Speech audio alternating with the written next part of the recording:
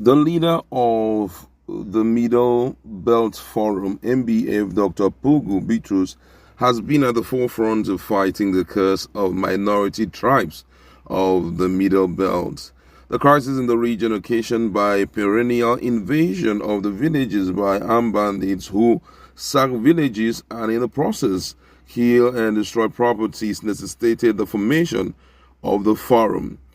In an interview that was granted Pogu, he looked at the menace of bandits in the north, general insecurity in the country, and what could be done to address the issues. And during the interview, there were questions that were thrown at him, which had gone an extra mile to open up on what is happening in the security architecture of Nigeria. The first question was, since bandits were declared insurgents, they have gone out of gear and have extended the activities everywhere in the north. What should be done about the situation? In his response, Dr. Pugu says that it is the way things are interpreted by the press that determine what is found in the news. For those of us here, we know that though Boko Haram was declared insurgent right from the international community, it has not diminished its activities, and we have said consistently that government is complicit in the case because the government gave utterances. The military is stationed waiting for BH, that's Boko Haram, or for bandits to attack before they respond.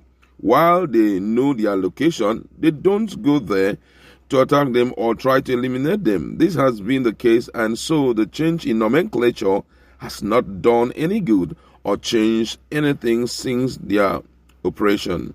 As you have probably noticed, the bandits have increased and expanded their activities rather than diminished them. So the issue here is not whether the name has been changed from bandits to insurgents, but what has been the attitude of the government toward the issue. Have there been efforts by the military to curb the activities?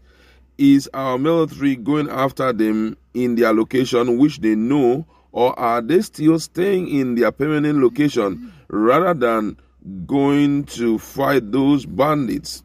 So it is the behavior of government that translates to the behavior of our security agencies, and that is escalating whatever insurgency we are suffering. I am the type of person that is convinced that given a free hand, 1 month is too much for our military to clear off these people because they know their locations. Bandits are not stronger than the government. They don't have more arms than the government. Anybody who tells you that they have more arms is lying. They don't have an A-boss that can fire from the sky. The kind of artillery our military has, they don't have. Most of what they have is sophisticated guns mounted on tanks. So it is still the government that should mobilize actions against them. Another question was thrown at him: what should government do more?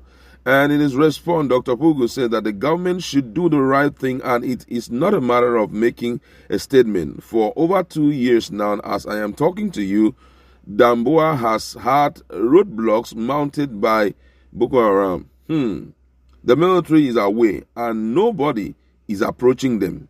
In fact, before this event, they removed the whole settlement of up to 11,000 people in a place called Sabongari and left the whole area for the insurgents. Government is the problem. This government does not want this thing to stop. My God, this is a serious one. He was further asked another question, and the question goes like this: but they are not gaining anything from it, or are they? And Dr. Pugu responded by saying that, tell me if they were gaining anything before Jonathan was kicked out of office. They used insurgency as a tool to kick him out of office. They promised that within a short while it will be history. But today, 6 years into this government, things have only worsened. Remember too, during Jonathan's period, when Jonathan tried to tackle the group, he was sabotaged within the system. He made a statement saying that even in his cabinet, there are some members or supporters of the insurgency. He brought in mercenaries from outside Nigeria, which meant that he didn't trust the leadership of the control and command system of the military. And what happened? When these people started dealing with insurgents and started killing them, Buhari started saying that Jonathan was killing his people. Initially, it was minimal. They started propaganda even to the press that the government was avenging what happened during the Civil War and killing Northerners. Boko Haram and the Northerners are sacred cows. So Jonathan hearkened to that man's cry. This same president who said Jonathan was killing his people is sitting on the throne as the commander-in-chief of the armed forces of the Federal Republic of Nigeria and president. And what is happening? It appears that what he said then is what is happening now. He is protecting them. This is serious one from Dr. Pugu. And he was further asked, do you believe so? He said, I believe he is protecting them. When we go back to the statement which he made during Jonathan's regime, that's why these people continue to bring down people. Air Force will come and fly over them without bombing them. They know where they are and they can be rooted out, but this is not being done. Security chiefs were changed not too long ago, and people hope that the new security chiefs will do things differently. The new security chiefs cannot do anything which the commander-in-chief has not allowed them to do. Even if these people come with the zeal to end insurgency, if the commander-in-chief has not given the note, not the political statement which is said in the open, there is nothing that will happen. And I said this when the brigadier commander in Chibok was killed over a month ago. About 4 hours before he was brought down, a message went to Yola that Boko Haram was coming. This is the capacity they have. And other details were given. And 2 hours into the time, no Air Force plane came. That was wrong. The insurgent came over and ambushed the general and brought him along with those with him. So who is doing what? If there is a central commander, why can't he just give an order, whether it is Air Force, Army, or whatever, that something was about to happen? It meant that there are forces in the government that is stopping the military from doing what it should do. Recently, the Northeast Governors Forum issued a statement that insurgency in the Northeast will end soon. We hope their statement have some basic things to be done, or we hope their statement has some basic things to be done. Maybe they know things that we don't know, and we pray that their statement come true. But I believe that government has the final word in this. If this federal government that controls the operatives of this country wants this thing to end, it will end, because all this hyping of their capacity to me is a host. Do you realize that before, it was as if the bandits and insurgents were killing only Christians, like going to southern Kaduna, chasing people out of their homes, but they went to a mosque the other time and killed people. See, when clerics from Kaduna went around visiting bandits and insurgents in their den, videos of their interactions were in the public domain. That is to say, the government knows where they are. It is not something hidden. What stops the government from bringing them out of existence? What stops the government from circling them and ensuring that they are surrounded? The buck stops at the table of the commander-in-chief. I believe those of us in the Middle Belt know that these people are after our land and they are using democracy as a tool. Democracy is a political tool. So right from there, we keep saying that Fulani have broken out into Nigeria to do one thing or the other. But the government never wanted to talk in that direction. And today, you can see where we are heading to. From stereotyping, everybody is a target because the thing has gone out of control. The Fulanis are going to totally destroy the houses and the Middle Belt and take over the ancestral lands and make it theirs. I am even hearing that the National Assembly is trying to pass a law which is called Fulani or something law which is in the pipeline.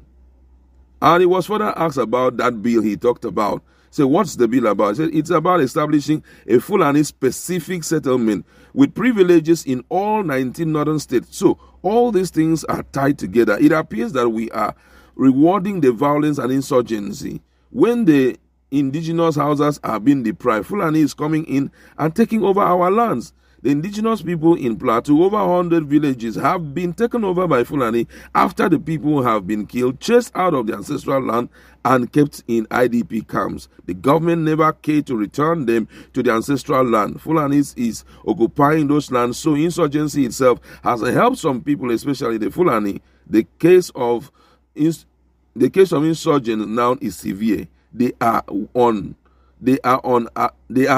as if they are fighting a jihad, but they are not stronger than the military. The military is kept at a location to defend the communities where they are located, rather than organize a war like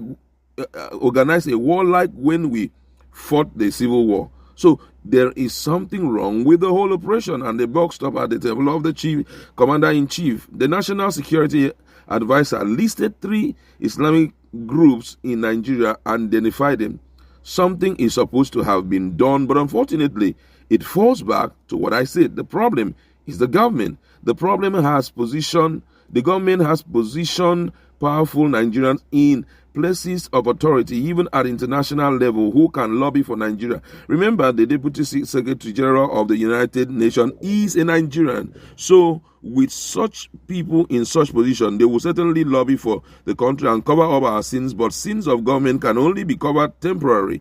A time will come that they will all be exposed. But what we want now is to let the government come out clean and be sure that the right thing is done so that we can have peace in this country.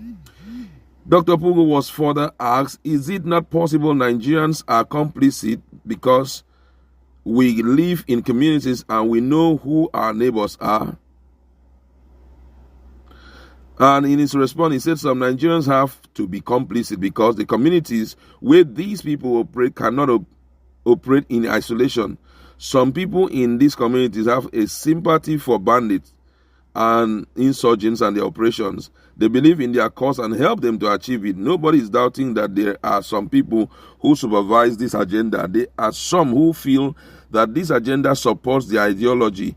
There are some who believe in the radical ideology that these people propagate. So some people are complicit and nobody is doubting that. In some communities that the insurgent operates, they move freely in the communities, they blend, and that is to say that the communities are part and parcel of the whole thing. Where the cells are located is known to the government, and it is up to the government to say, look, we know the location of these people, let's go after them, finish them off, and let's have peace. That can be done if the government wants it to be done, but nothing is being done. Nigerians have been alleging that some of the so-called repentant insurgents are being recruited into the Air Force. I don't have evidence to say if it is true or not. All I know is that in Nigeria, so many things are possible. Those were the words or the answers that Pugu gave during the interview. Let's go to our comment section. Do you think that they are